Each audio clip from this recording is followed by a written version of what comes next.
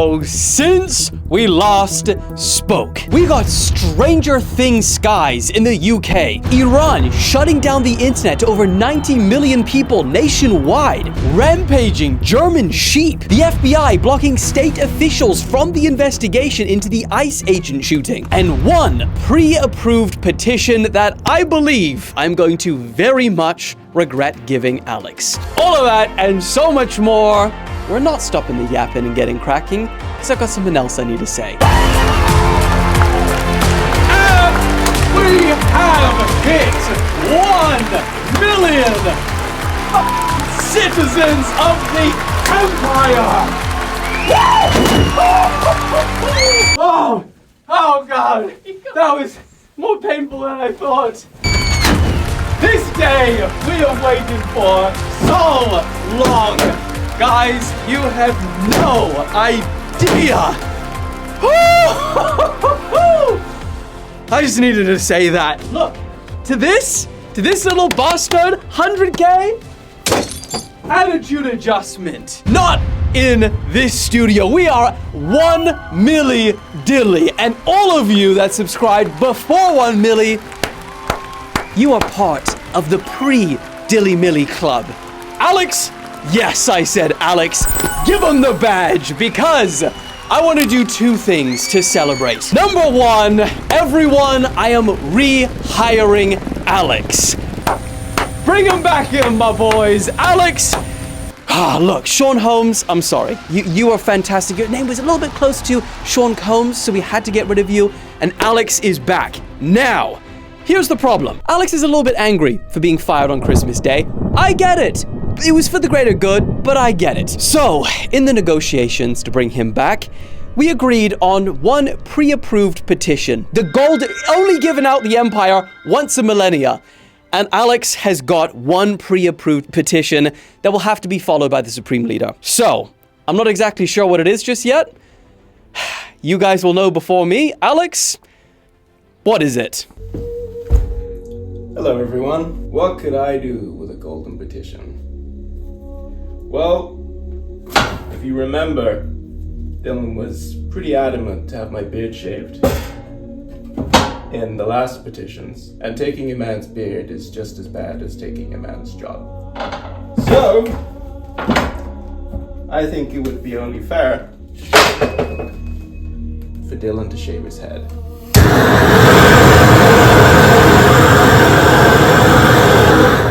So, not only do I want it shaved, I want it gold. I want it golden. Gold, like my pre-approved petition. Maddie, bleach his hair! I guess I'll find out once I once I wrap the news. But whatever this might be, we will do that thing at the end of the video. So, look forward to that. Secondly, as I have said many moons ago, once we reach 1 million, I promise you guys, we will go and see Alex in person for the first time ever. And that is still on the cards. I want to know from you guys, petitions in the comments.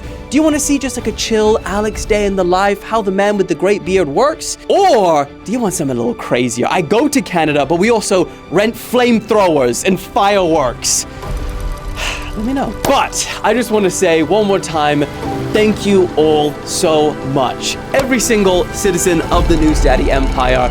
You don't know how long we've been working to get here. This is a big moment for the channel, and we're going to make lots of content seeing Alex in the future. So, for the first time as a million citizen empire, let's stop the yapping and let's go!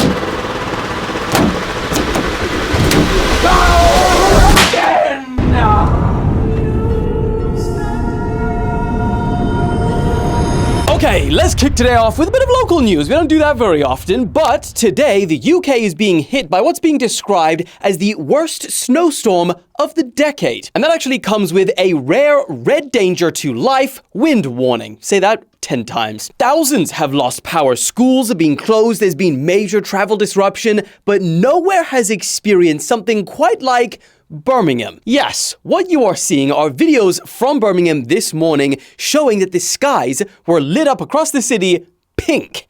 Yeah, in fact, some people started calling it the UK's very own Stranger Things skies. And boy, what a contrast this is for Birmingham, because in 1 week, they went viral for their streets being ridiculously dirty because their bin strikes have now been going on for over a year. And then in the same week, they go in the complete opposite direction and they're looking like the freaking North Pole. Like, have you seen anything this beautiful before? So well done, Birmingham. You win the most beautiful and ugly city this week. And you're probably wondering, what the hell's going on then? Well, turns out it's not some crazy weather phenomenon. It's actually just a local football stadium using pink LED lights, which help the grass grow and recover quicker. And because of all of the snow in the sky and the floor, it just kind of reflected like crazy, turning the city pink for the night. Pretty damn cool. Anyway, from the local news, we shall move on to a much more serious topic, because we genuinely have to ask the question. At this point, will protesters actually overthrow the Iranian government? Because hypothetically, if they did, the entire Middle East situation changes drastically. And before we can answer that question, just look at what's happening right now. Last night, there was whole new levels of crowds taking to the streets. They set fire to government buildings. The flag of the Islamic Republic was torn down. Statues were toppled. Some women are starting to post pictures of them. And remember, this is pretty, severe in Iran to do this, of themselves setting fire of pictures of Iran's supreme leader with a cigarette. And the protests have now spread to more than 100 cities and towns across all 31 of Iran's provinces. And that is according to numerous human rights groups. And right before all of this started happening, there was actually, and there still currently is, as of reporting, a nationwide internet blackout. And also there are many reports of international telephone calls being blocked as well. So yeah, things are getting pretty serious. Now, the government hasn't commented directly and taken responsibility for cutting internet access, but they've done it before in previous protests. And also, cutting the internet is a tactic that other countries have used to try and quell the protests and stop the circulation of information that is causing the anger. As of the 9th of January, Norway-based monitor Iran Human Rights, they say that at least 45 protesters, including 8 children, have been killed by security forces so far. But here's the thing. While these protests do seem majorly significant and the thoughts of maybe a revolution is on the mind, the reality is Iran has had bigger protests than these. Take, for example, in 2022. But eventually, they died down, there was no revolution, and Iran's government and regime stayed in place. However, on the flip side, 2022 was a very different world to 2026, mainly because Trump is in office. And not only that, but today there is an increased amount of outside powers that want to see today's Iranian regime fall and be replaced with a regime that is more friendly to the United States, to Israel, etc. I mean, there is even one lined up right now, ready to take over if the opportunity presents itself. And it's not just outside powers. That's not to discount the millions of Iranians who want the same outcome for obviously different reasons. Outside powers wanting regime change, some people inside wanting regime change. Where does that sound familiar? Venezuela, and look what happened there. Now, the Trump administration seems to believe that Iran will fall by itself without any intervention, but who knows how much influence there is going on behind the scenes. So right now, I think it's just a bit too early to say whether there's gonna be a revolution, whether there's gonna be a regime change, but the significance, if that was to happen, would be something that I don't think we've seen in our lifetimes. So, as always, I'll keep you guys updated, but for now, moving on. Okay, moving on to a quick update of another very consequential situation. The ICE agent who fatally shot the 37-year-old mother. A lot has happened since we last covered this. Well, of course, as you guys know, the details of her death are being heavily contested right now and are causing major protests in Minnesota. But now, Minnesota officials are saying that the FBI is blocking their access to the investigation. Minnesota's Bureau of Criminal Apprehension said that the FBI initially agreed to a joint investigation with the state, but apparently they have now reversed course and they have denied the state access to materials and evidence. And why that has caused such a stir is because the federal and the state officials have both made it very clear they have differing opinions on why this woman was killed. Federal authorities have made it clear they believe it is self-defense, and state authorities seem to indicate that they believe it is murder. So only allowing the FBI to carry out the investigation, which is at the federal level, well, it's got many people, including Tim Walz, worrying if the federal government is able to carry out an unbiased investigation. Then, it's not even over at that point, because to make the matter even more tense, since 2 more people the following day were shot by a federal agent in Portland. And now that city's mayor, as well as Minnesota's, is calling on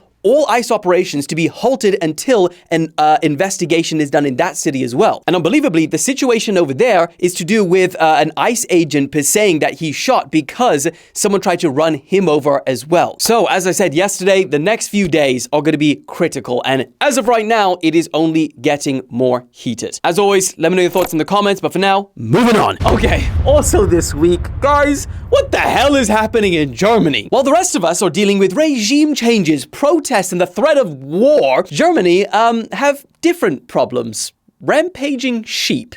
You heard that right. So on Wednesday, a flock of around 50 sheep broke off from their larger herd and decided... I don't think I can get through this story. They decided to enter a local supermarket and absolutely tear up. This reminds me, I'm telling you, there's a trend, and I don't know what it's called, but when a bunch of people just ransack like a jewelry store or a store, just take as much, and because there's so many people, they just all make it out. There's a name for it. What is it, Alex? But anyway, in Germany, sheep are doing that. They went in there, they started knocking things over, they started on the floor, apparently climbing on the conveyor belts, which I don't think sheep can jump that. Maybe they can. I don't even know. German sheep are clearly built different. And in the end, as you can see from the footage, they left the place looking cooked. I never knew German sheep were just so disrespectful. And apparently after they had all their fun, they returned to their flock again. And guess who is actually going to be fronting the bill for all of this damage? The shepherd. You know what this should be? This should be like, you know, in insurance terms, and they say it's an act of God, so we're not paying. I feel like the shepherd should claim act of God. Like, how could I control the chaos in these sheep's minds? Yes, I said sheep's. But it really makes me think, 2026, there's something in the air. Everyone is choosing violence. Look at the news I'm covering. I'm currently protesting TikTok. I haven't been there in days. Now, all I can say is that these sheepies are lucky that I wasn't there, because a little thing that you guys didn't know about me, I am a former professional sheep wrestler. Before I was news daddy, I was sheep daddy. Look at what I'm showing you. Yeah, that is me. I spent months in the Australian outback, and if I was there in that supermarket, I would have been flipping those German sheep one by one, sorting them out. You're welcome. Maybe that's what we should do for our 1 million, Alex? Flipping sheep together? No? Sound appealing? Let me know. Moving on. Also this week, remember last week when we discussed the horrific, disturbing Grok bikini trend? Well, I'm not going to go over it again because that got the video age restricted, 18 plus. But since we first covered that, it's gone from, haha, Elon posting pictures of the SpaceX rocket in a bikini, it's all fun and games, to becoming an international issue, and Elon having to shut down the AI's image editing generator for all non-paying users. Yeah, it got serious real quick. And for those of you who don't know what the Grok bikini trend is, it's probably one of the worst case examples of how AI can be used for horrific things at such a large scale. In fact, it got so many officials' attention that X are now saying that only paying and verified users can edit images using Grok AI, which it got a lot of people saying that's a weird thing to be able to do if you pay for it. But their defense to that is that anyone that's paying or verified, the platform has their credit card information, they've got their government name, so if they do generate anything with Grok that is against the law, they could be tracked down and held criminally responsible. Now, the UK government seems to think that this wasn't enough, and the Liberal Democrats are calling for access to X to be temporarily restricted in the UK while the social media site is being investigated. In fact, the Prime Minister, Keir Starmer, he even hinted at X being banned as a viable option. He said that Ofcom, which is one of the regulators here, had the government's full support to act against the content, and that he asked for all options to be on the table, which includes banning it. So the question is, what do you think? Should X be temporarily banned in the UK till they can sort out their AI? Or is that going too far and the UK just wants to ban everything? Let me know your thoughts in the comments, but for now, moving on. Okay, but I think that is it for the news. Let us get to Alex's petition. Cueing that video in 3, 2, 1. Guys, look what we're having to deal with. No. I'm not. This is ridiculous. I'm not doing it. Chop, chop, loose boy. I've worked so long on this hair. I've got it at the perfect state. And you're I'm not doing it. I just won't post the video. They're gonna shame you. They won't know. Right, come on then. Yeah. I'll drag you by your ear holes. I'm supposed to be celebrating. We've just hit 1 million and now I'm suffering. Well, guess what? Alex is gonna be celebrating at home watching you suffer. You fired him on Christmas Day. Who does that? Put your cone of shame on. Yeah, that's right. That's what it's called now. Cone of shame! I think this length is acceptable to start off with, okay? One thing of you. If we go too close to the skin, I will genuinely look balding. Is that the right length? Okay, just go. Oh, fuck, are we really doing this, man? Oh, God! How much stuff have you got in your hair? Have a good amount. Ah, that is so long still. I think it's a pretty good length. Sabotage! Hang on a minute, bud. Chink. Hello, darkness, my old friend. This is supposed to be a happy moment for me. What? How the fuck? Delicious corn casserole. Did we get here, man? Alex really thought about this. I don't think he thought from Christmas Day all the way up until today. A couple of weeks. Just thinking about ways he could ruin my life. Bleaching time. You really shaved your head just before we go into like -10. Oh, I forgot Alex lives in freaking ice hell. Well, I'm not too sure I want to go see Alex anymore. Ah.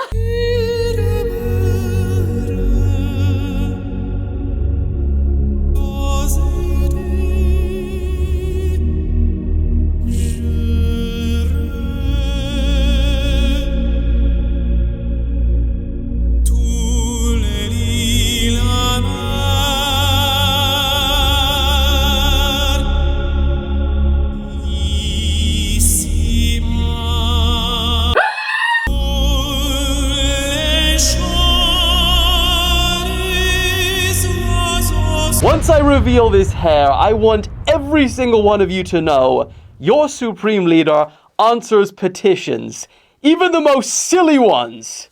Are we ready? 3, 2, 1. I have a nutsack for a head. Jeez, man. My head is burning, by the way. All right, what are we saying, my boys? Alex, I hope you got your wish. And I hope you're happy with it. But at the end of the day, we're here, 1 million. Alex is back. The family is back together. So, love you all, and I will see you on Monday. It's been a long weekend, man. Woo!